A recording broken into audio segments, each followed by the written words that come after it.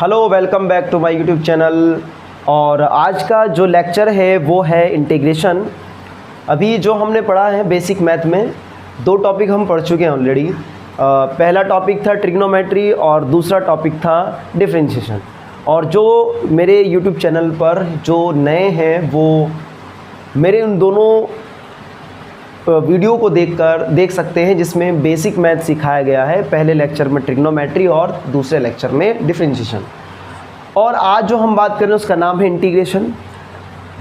Integration क्या होता है, तो इंटीग्रेशन कैसे किया जाएगा फंक्शनों का, तो आज वही हम डिस्कस करने वाले हैं। इंटीग्रेशन क्या होता है? एंटी डेरिवेटिव, मतलब जो डेरिवेशन आपने सीखा था, मतलब डेरिवेटिव का मतलब होता है डिफरेंशिएशन।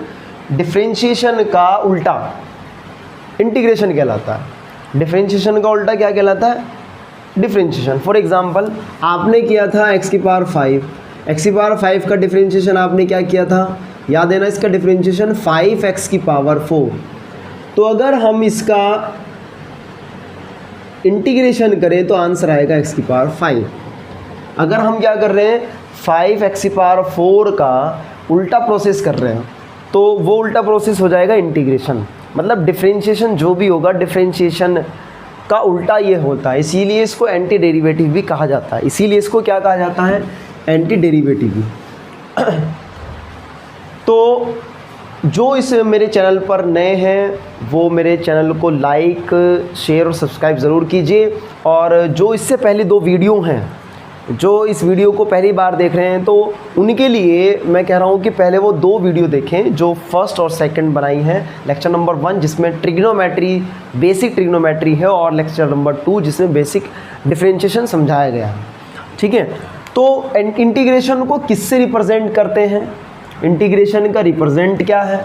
इसको रिप्रेजेंट करते सिंबल से। यहाँ एक फंक्शन होगा और यहाँ एक dx लिखा होगा। इसका मतलब है कि फंक्शन का x के रेस्पेक्ट में integration.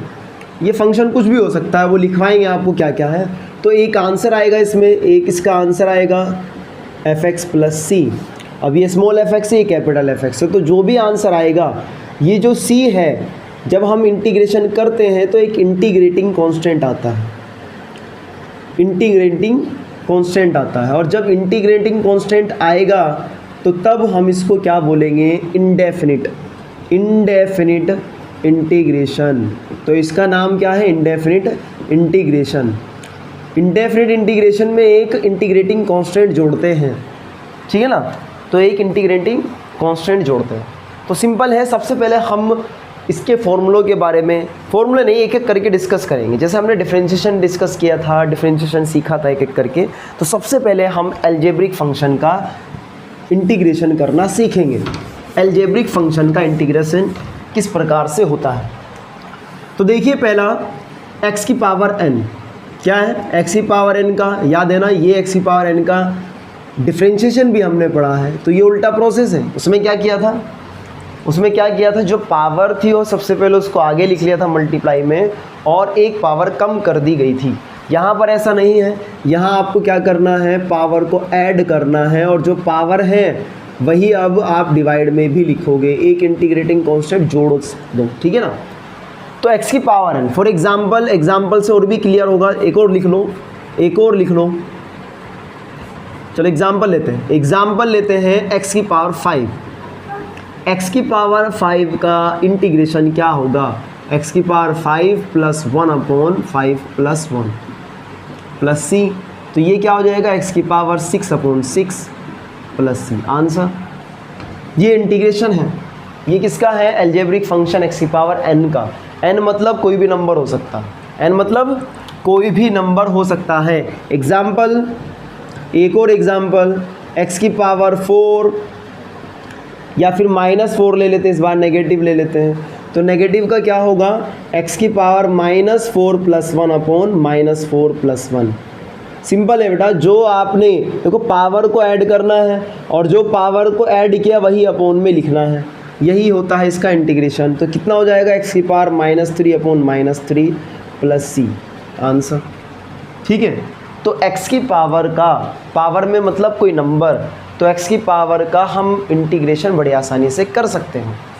Example, next example, power हो सकता है कि पावर अपोन में भी हो, तो याद करो ये हमने डिफरेंशिएशन भी सीखा था इसका, तो यहाँ भी वही है, ठीक है ना। तो क्या करेंगे, यहाँ पर ऐड करना है 3/2 + 1 अपॉन 3/2 + 1 और प्लस सी।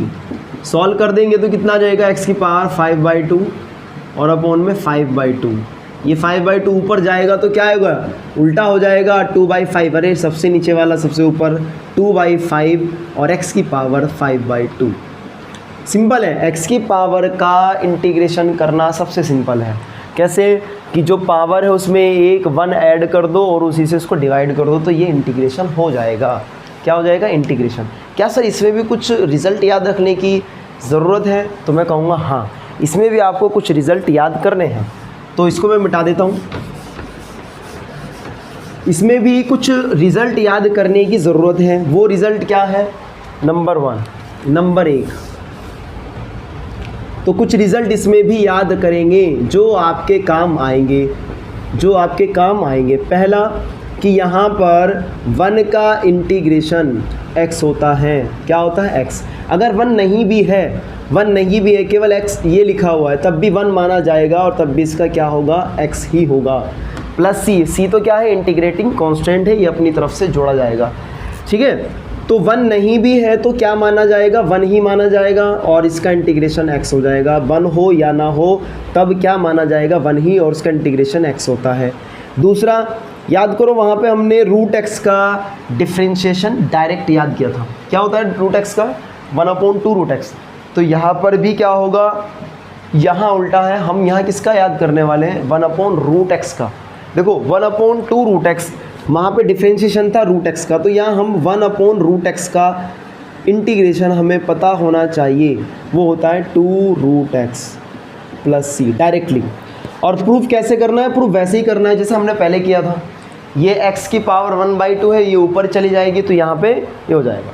अब दूसरी बात ये भी है कि जो हमने अभी एक चीज़ याद किया, क्या एक चीज़ याद किया था फॉर्मूला, कि x की पावर n का जो इंटीग्रेशन होता है वो होता है x की पावर n+1 और अपॉन में n+1 और प्लस c। बट ये बात याद रखेंगे, जो पावर है ना, ये पावर कभी भी -1 ना होनी चाहिए।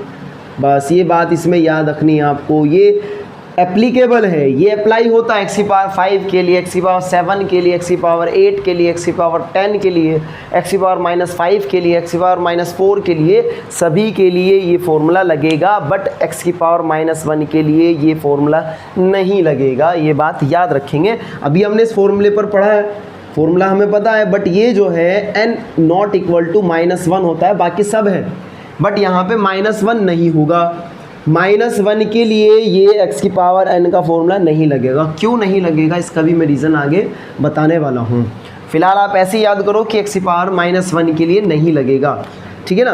तो नेगेटिव कभी ना हो, अगर आप ऐसे कर रहे हो तो इसका डिफरेंशिएशन ऐसे कभी नहीं होगा, x की पावर -1 + 1, तो ये कभी नहीं होगा, ठीक है ना, ऐसा कभी नहीं होगा, ठीक है।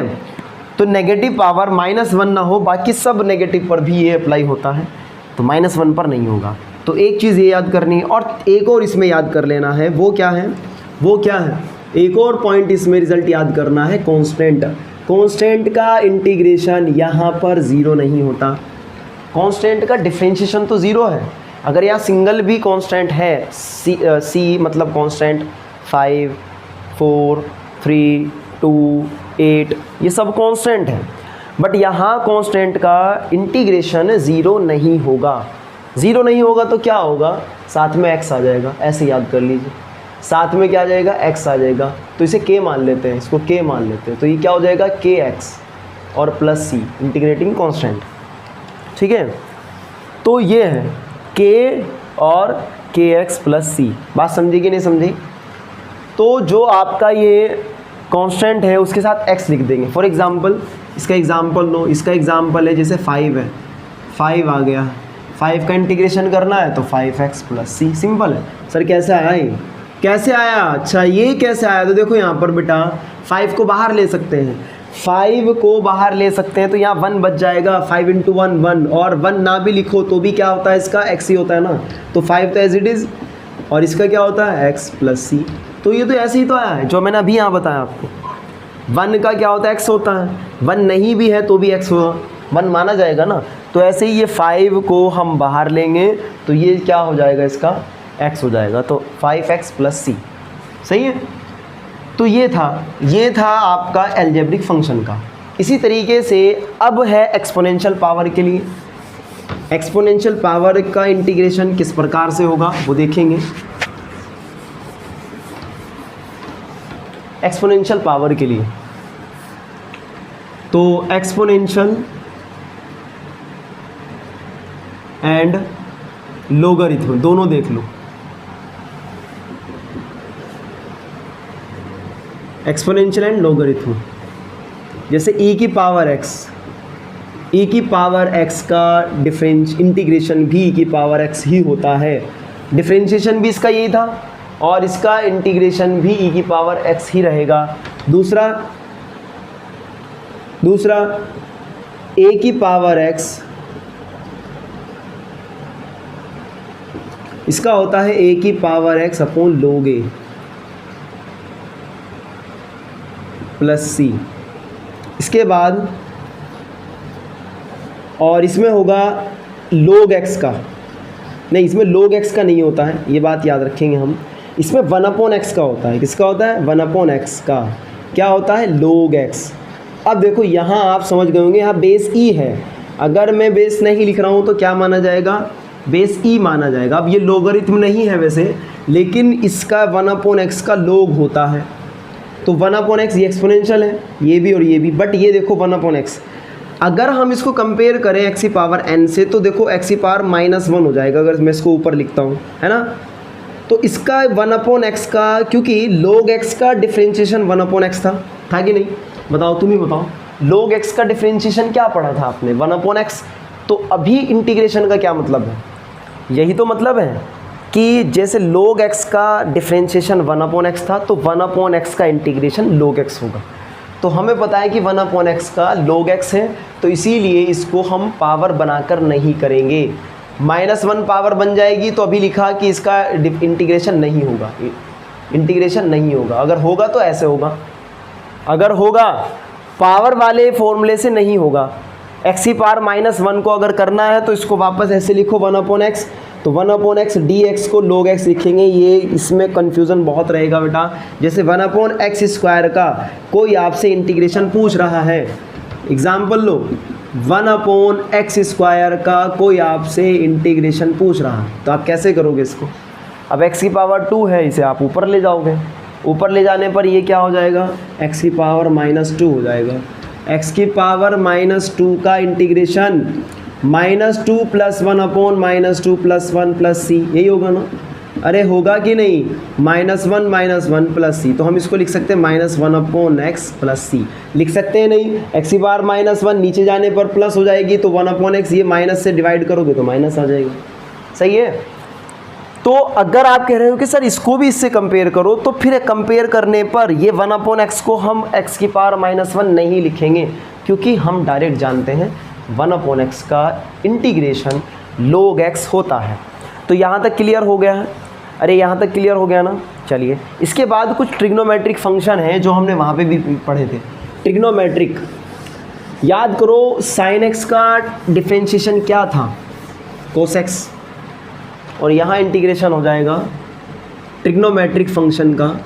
ट्रिग्नोमेट्रिक फंक्शन इसका क्या होगा? जैसे पहला है sin x का इंटीग्रेशन -cos x होता है यहाँ पे, और प्लस c।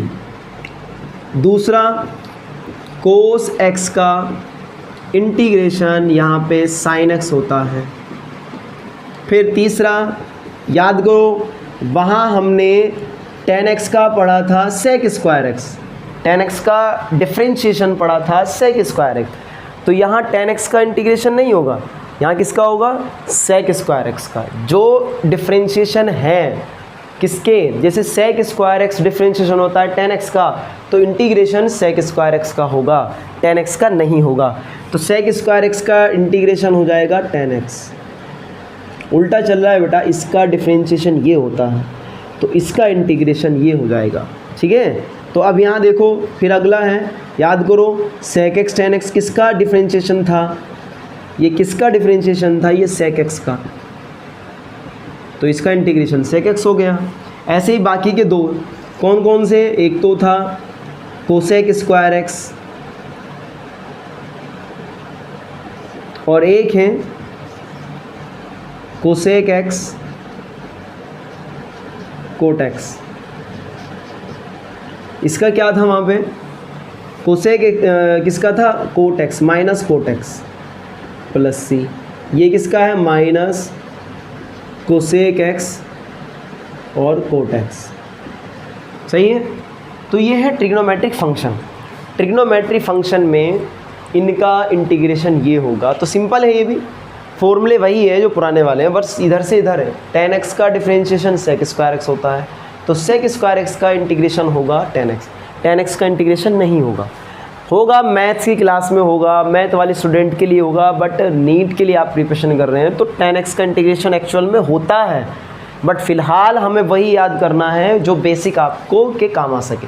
तो फिलहाल हम क्या कहेंगे कि tan x का इंटीग्रेशन नहीं होता है, किसका होता है, sec स्क्वायर x का। जिसका डिफरेंशिएशन हो चुका है उनका क्या होता है, इंटीग्रेशन। तो ये मैं मिटा देता हूँ, इनके ऊपर आप क्वेश्चन ले सकते हैं सेम टू सेम वैसे ही जैसे आपने पहले लिए थे। पहले क्या थे, याद है ना। चलो कोई एक बड़ा सा क्वेश्चन ले लेते हैं कि जैसे यहाँ पे बोल दिया एक्स स्क्वायर प्लस 3e की power x minus 4x square, नहीं एक्स स्क्वायर नहीं लेते इस बार ले लेते हैं यहाँ पे 4/x और प्लस 8। मतलब इस तरह से इस पूरे का ही आपको क्या करना है, इंटीग्रेशन करना है। इस पूरे का ही क्या करना है, इंटीग्रेशन। ठीक है। तो एक्स स्क्वायर का इंटीग्रेशन क्या हो जाएगा, x की पावर 3, 1 ऐड हो जाएगा 2 + 1, है ना, और अपॉन में भी 2 + 1, सबका अलग अलग करेंगे। प्लस 3 कांस्टेंट है और e की पावर x का इंटीग्रेशन e की पावर x होता है माइनस 4। इसको 1/x लिखा जा सकता है ना, मल्टीप्लाई में 1 है, देखो सभी की मल्टीप्लाई में 1 होता है। तो 4 तो कांस्टेंट है, लेकिन 1/x का अभी डायरेक्टली याद किया, 1/x का होता है log x, इसका क्या हो जाएगा log x, और प्लस 8, यहाँ 8 कांस्टेंट है और कांस्टेंट का इंटीग्रेशन 0 नहीं होता। बात याद रखो इसको, क्या कहा मैंने कि कांस्टेंट का इंटीग्रेशन कभी भी 0 नहीं होगा, उसके साथ आप x लिख दोगे, क्या लिख दोगे, x, 8x हो जाएगा प्लस c आंसर। तो ये इंटीग्रेशन थोड़ा और सॉल्व कर सकते हैं, x की पावर 3/3 प्लस 3 की power x minus 4 log x और प्लस 8x प्लस c। सही है ना। ये तो ये इसका आंसर है, ये इसका आंसर हो जाएगा। तो अगर 2 या 2 से ज़्यादा फंक्शन एक साथ एडिशन में दे दिए हैं तो तब भी आप उनको एडिशन हो या सब्ट्रैक्शन हो, तब उनको सेपरेट अलग अलग का इंटीग्रेशन करके आंसर निकाल सकते हैं। ठीक है। तो इसके बाद और क्या इंटीग्रेशन में और क्या यूज़ हो सकता है, और साइन वगैरह भी अगर यहाँ पे आ जाए। एक क्वेश्चन और ले लेते हैं, चलो एक क्वेश्चन और लेते हैं, जैसे 3 sin x minus 4 sec square x और प्लस कोसेक स्क्वायर x बस, और माइनस 5 भी ले लेते हैं। इस पूरे का क्या करना है, इंटीग्रेशन।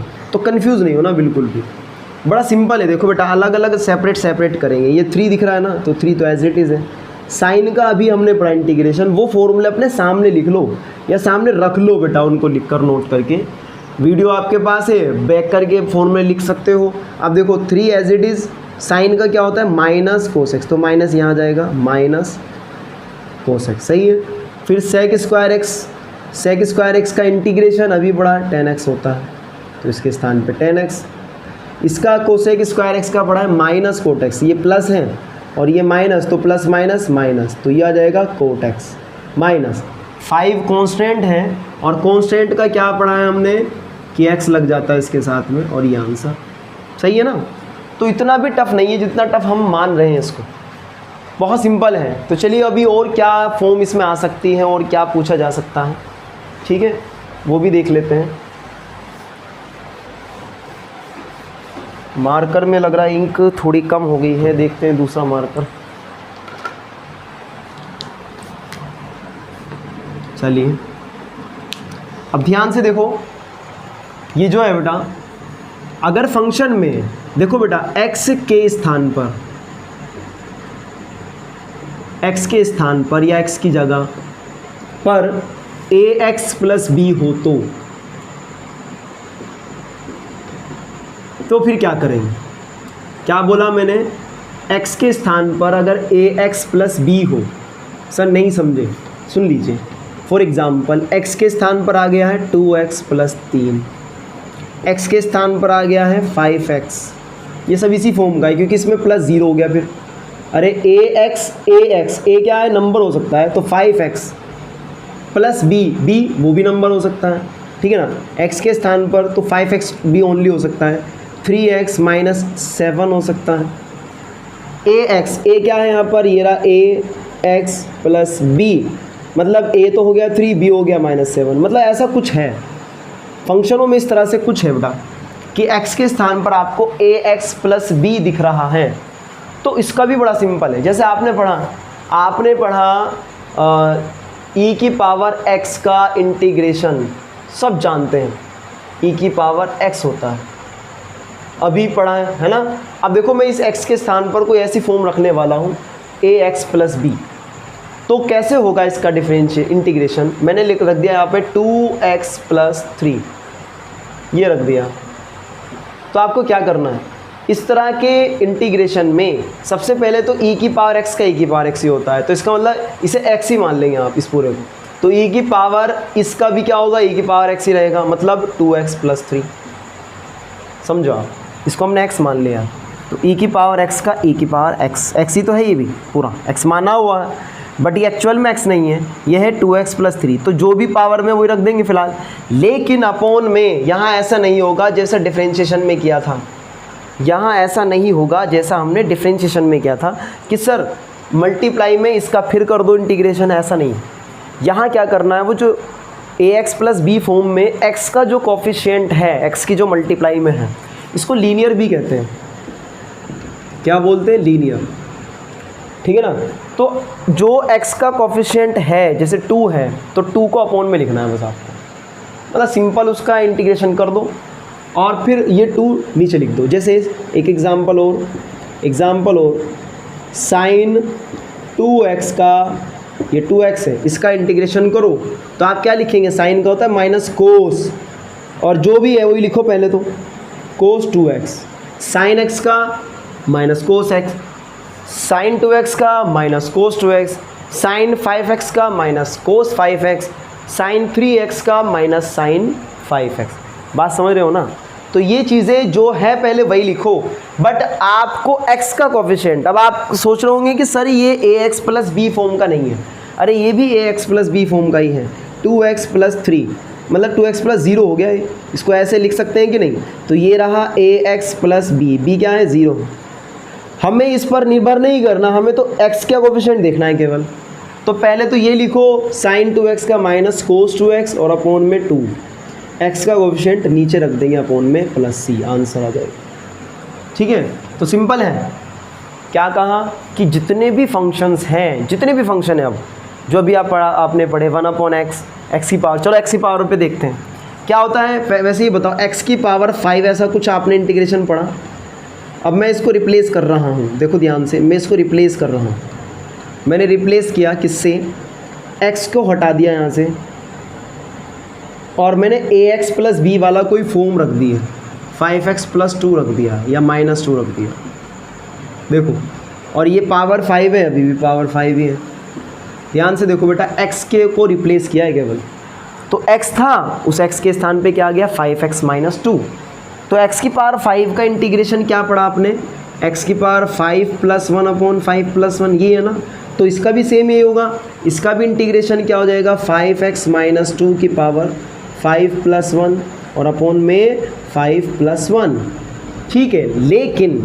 लेकिन यहीं पर अपॉन में x का कोफिशिएंट लिखना मत भूल जाना।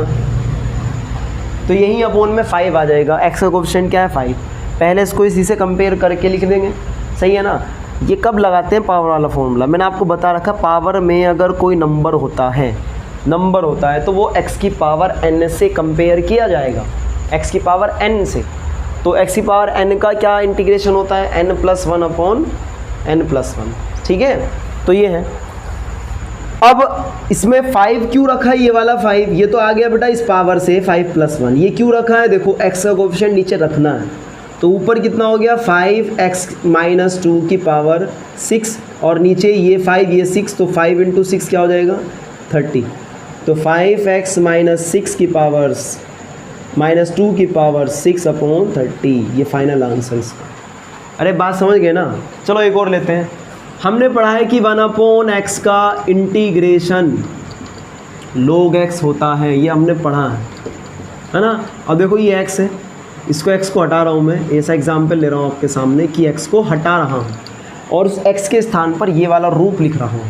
ये रूप में मैंने लिखा 7x - 2, 7x - 2, तो वो भी ऐसे ही है, अरे है कि नहीं ऐसे ही। तो इसका भी क्या होगा log 7x - 2, इससे कंपेयर करो 1/x का log x, तो 1/7x - 2 का log 7x - 2, लेकिन अपॉन में 7, क्यों, x का कोफिशिएंट, ये ज़रूर रखेंगे अपॉन में। अगर ये नहीं रखा तो ये अधूरा माना जाएगा, प्रॉपर आंसर नहीं आएगा। अब कितने भी फंक्शन आप ले लो, आपने x की पावर वाला लिया, आपने साइन वाला ले लिया, tan वाला ले लो, e की पावर वाला हमने एग्जाम्पल लिया, तो बस ये पहचान करनी है आपको कहीं x के स्थान पर ऐसी कोई फॉर्म तो नहीं है, और ये केवल इसी फॉर्म के लिए एप्लीकेबल है। कभी आप कंफ्यूज हो जाओ, कभी आप सोचो कि ax² + bx ये क्वाड्रेटिक है, क्वाड्रेटिक के लिए अप्लाई नहीं होगा, केवल लीनियर के लिए। लीनियर का मतलब पहचान कैसी, ax + b रूप, या तो ऐसे रट लो, इसको याद कर लो, नहीं तो x की पावर देखो यहाँ 1 है, 1 डिग्री के लिए, it is applicable only for 1 degree. अगर कुछ और आ गया इसके स्थान पर तब ऐसे सिंपल तरीके से उसका इंटीग्रेशन नहीं हो सकता, समझ गए ना आप।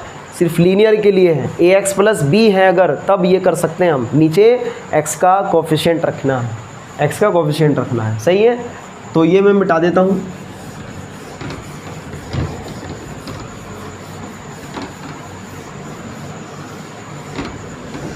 अब इसमें एक और है, वैसे तो ये देखो इंटीग्रेशन जो बेसिक इंटीग्रेशन है वो तो आपका हो चुका है।